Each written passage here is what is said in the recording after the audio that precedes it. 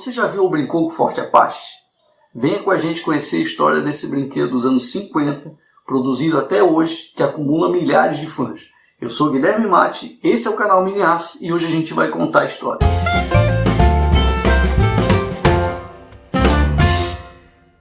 Para a gente entender bem o sucesso do Forte Apache, a gente tem que voltar um pouco no tempo. A nossa história começa com esses carinhas aí.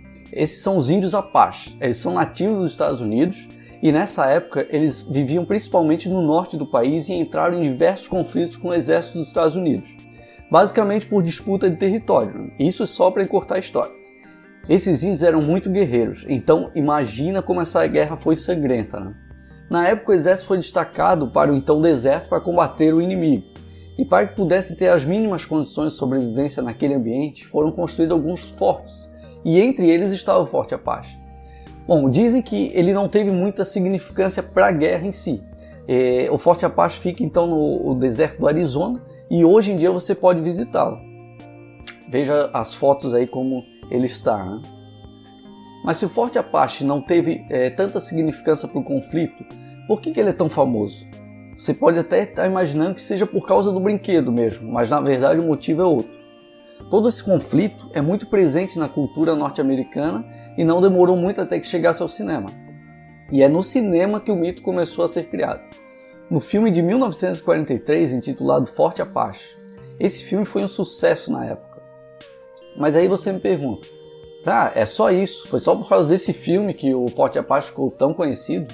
Não. O Forte Apache ficou mesmo conhecido alguns anos mais tarde, a partir de 1950, quando a série de TV As Aventuras de Rin Tin Tin tomaram um cenário também o Forte Apache. Os espertinhos entraram na onda do sucesso do filme, de 43, e ambientaram o seriado no Forte. Esse seriado foi mais um sucesso, sendo produzido 164 episódios durante os 5 anos de produção e sendo exibido por décadas depois disso. Para você ter uma ideia, aqui no Brasil ele começou a ser exibido em 1961 e foi até 72 direto. Depois voltando de tempos em tempos, ora em uma emissora, ora em outra, até 1996, quando foi exibido pela última vez pela Warner Channel. Bem, agora que a gente solucionou o caso do mito, a gente vai seguir adiante na nossa linha do tempo. Fora isso tudo, esse ambiente de TV, a gente não pode esquecer dos gibis. As crianças da época eram bombardeadas por histórias que contavam os conflitos do faroeste, o que certamente também estimulava as vendas de produtos com o tema. E foi nesse contexto então, galera, que a empresa estadunidense Louis Marx, no ano de 1952, lançou o brinquedo Forte Apache, e como não poderia deixar de ser, foi mais um sucesso. A primeira versão era extremamente diferente do que a gente conhece aqui no Brasil. Se você teve um na sua infância, você vai se surpreender com esse modelo proposto pela Louis Marx.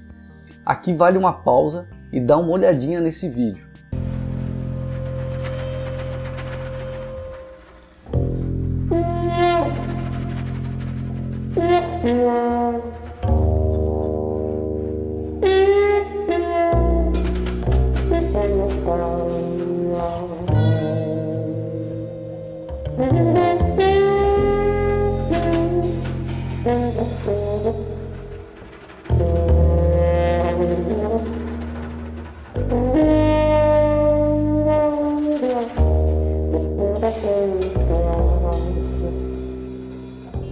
A Marx também lançou uma versão em plástico. As figuras monocromáticas na cor dos plásticos, né? Era a versão a mais clássica que a gente acabou conhecendo, né? Mais próximo do que a gente acabou conhecendo aqui. Bom, a partir daí então o brinquedo começou a ser produzido em diversos países, como México, Argentina, Inglaterra, Espanha, Alemanha, Itália, entre outros, como também aqui no Brasil. E aqui no Brasil, ele chega em 1964. É nesse momento que surge a empresa Casablanca. Lançou o produto aqui no Brasil e, por curiosidade, ela solicitou a patente em 66 e obteve o registro somente em 77. Mas já nessa época ela já tinha decretado falência. Mas a Casablanca não se limitou só ao Forte Apache. Ela tinha uma linha inteira de produtos de faroeste, como Caravana, Fazenda Ponderosa, Acampamento Apache e Virginia City. Encontramos ainda esse anúncio do lançamento do Caravana no jornal O Estado de São Paulo dos anos 60. Olha que interessante, galera. Ali no rodapé o anúncio do Caravana, como era diferente a indústria do brinquedo, né? Bom, além desses vários brinquedos de faroeste, a empresa produziu mais 2 modelos do Forte Apache que traziam algumas pequenas diferenças. Entre as maiores diferenças estava a criação dos personagens do seriado Rin Tin Tin. Aí já era um pegando carona no sucesso do outro e não tinha mais como não vender. Uma curiosidade interessante é que a Casablanca, durante o processo de produção, distribuía os bonecos de plástico cru para a vizinhança pintar. E aí acabava ficando sem critério de cor, ficava todos os bonecos do mesmo modelo, mas sem cores definidas. A Casablanca, embalada pelas vendas dos seus produtos, lançou em 68 o que ficou para a história como o maior Forte Apache produzido no Brasil em todos os tempos.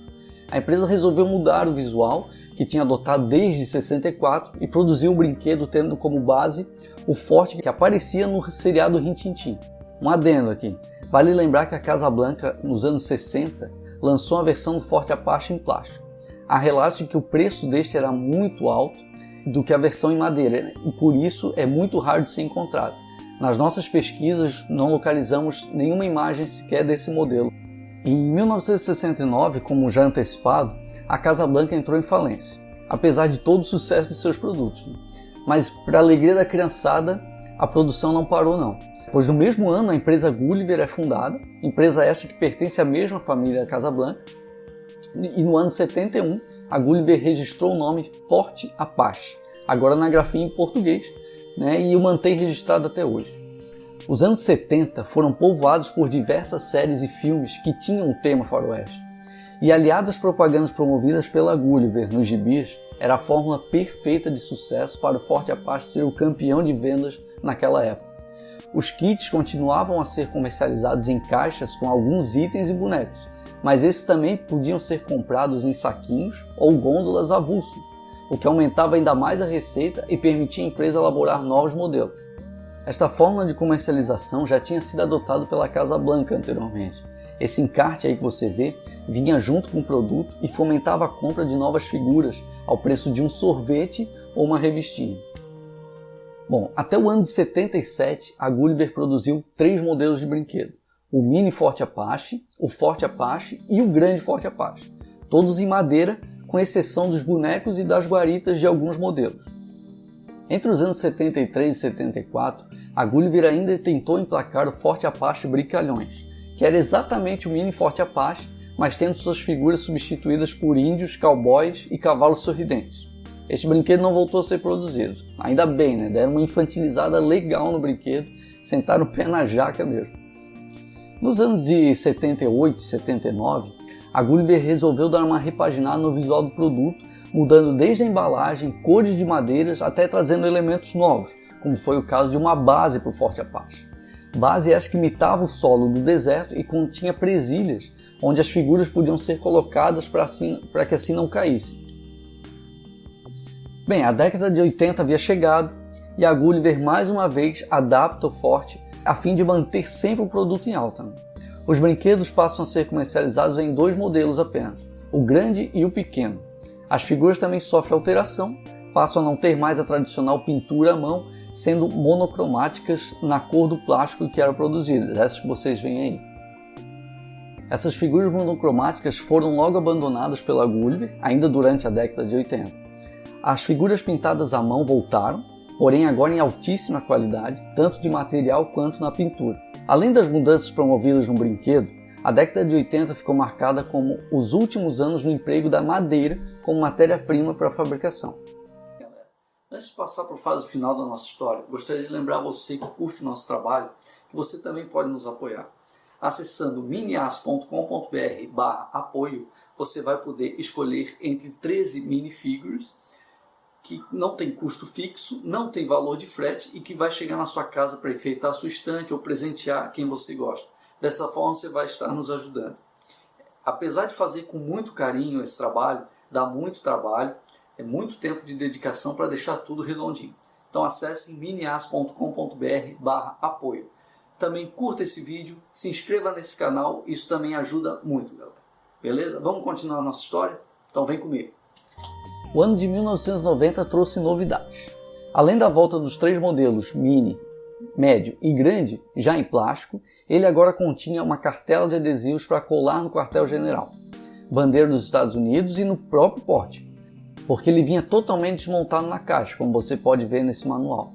Ao longo dos anos 90, a Gulliver voltou a comercializar apenas 2 tamanhos de Forte Apache e acabou perdendo um monte da qualidade que vinha conquistando no produto no final dos anos 80 e início dos anos 90.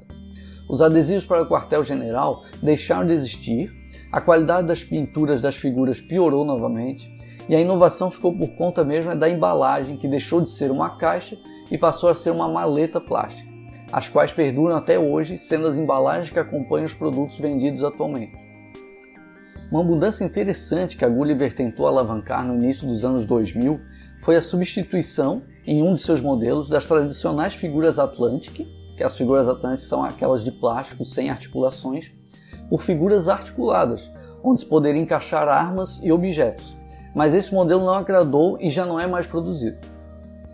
Bem, como já foi dito, a Gulliver tem o registro do nome Forte Apache desde 1971 e ainda hoje, em 2015, após mais de 50 anos do lançamento, a empresa ainda fabrica e vende o Forte Apache em 3 modelos: Ação Total Apache, Batalha Apache e Super Batalha Apache. O que nos chamou a atenção nesses novos modelos é que apenas o modelo Batalha Apache não tem suas figuras pintadas à mão e são monocromáticas. As demais versões têm suas figuras pintadas normalmente. Provavelmente deve ser para manter um custo do produto mais baixo entre os 3 nas prateleiras. Bom, galera, chegamos ao fim então da viagem. Foi muito legal refazer todo esse espaço e ver como depois de tanto tempo a Gulliver consegue se manter fiel ao foco do brinquedo, ao conceito original, e permite aos pais que na sua infância tiveram esse brinquedo e brincaram, hoje poder comprar, apresentar esse brinquedo aos seus filhos, brincar com eles, se divertir e certamente sentir aquela boa nostalgia.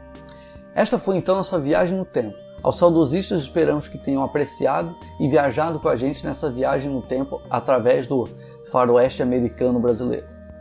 Então é isso, pessoal. Não se esqueçam de curtir esse vídeo para ajudar na divulgação.